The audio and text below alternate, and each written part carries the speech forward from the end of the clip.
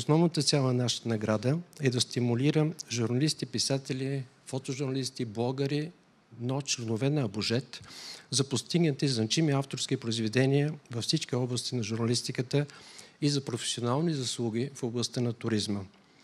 Този път журито не беше особено затруднено и с пълно единодушие за носител на тази годишната награда обявяваме Милена Димитрова.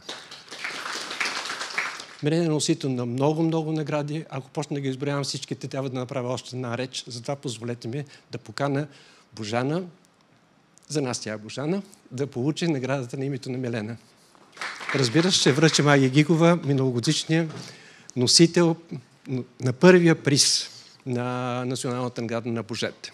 Пожелавам на управителния съвет на Абужет все така да има много номинации, всичките достойни, но си мисля, че тази на Милена е абсолютно безапелационна. Не защото ми е приятелка и много обичаме да пътуваме заедно, не колкото бихме искали, а защото тя е автор, който наистина пише с ерудиция, с сърце, с разбиране на нещата и се потапя във всичко, с което се занимава.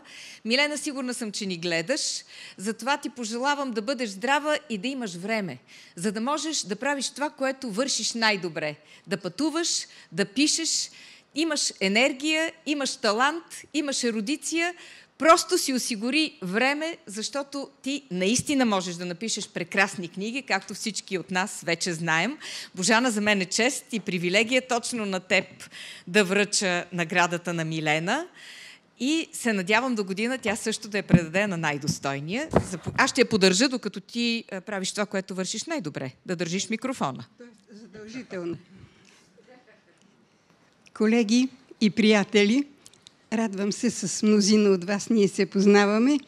Сега ви виждам в нова светлина, хубави, млади и много талантливи, защото отворих отново книгата тези миражи на алюзиите.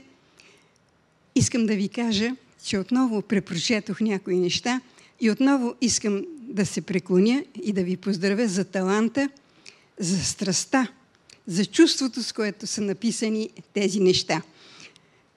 Благодаря от името на Милена. Задължена съм да предам искрените и сърдечни поздрави, ако ни гледа Милена. Ето, изпълнявам... Ако ни гледа, да, и т.е. гледа ни. Сигурна сте. При това положение искам да кажа, че Милена притежава толкова енергия, че би могла да направи още една такава книга. Предавам личните поздрави на Миленка. Щастлива съм, че поемам тази хубава награда. И ми се струва, че приемайки тази награда, искам да ви закълна да направите, колеги и приятели, още втори том на тази книга, която наистина направи впечатление. Разбира се, не забравям, че в този вид пламене, в който излезе книгата, се дължи и на това елитно издателство «Книгомания». Наталия, главният редактор, е всъщност в основата на тази наистина успешна премиера.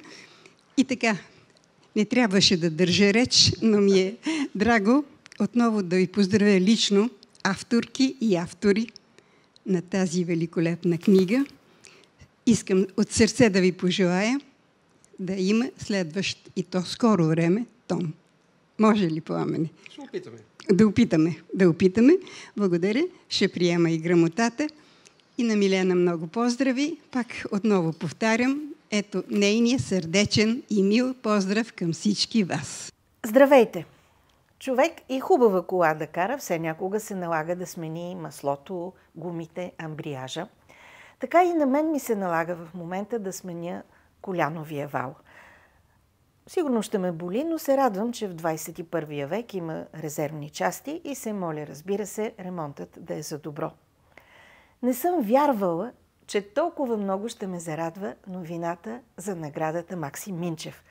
Благодаря ви, благодаря ви, благодаря ви на всички приятели и колеги от Абужет. Приемам това като голяма чест.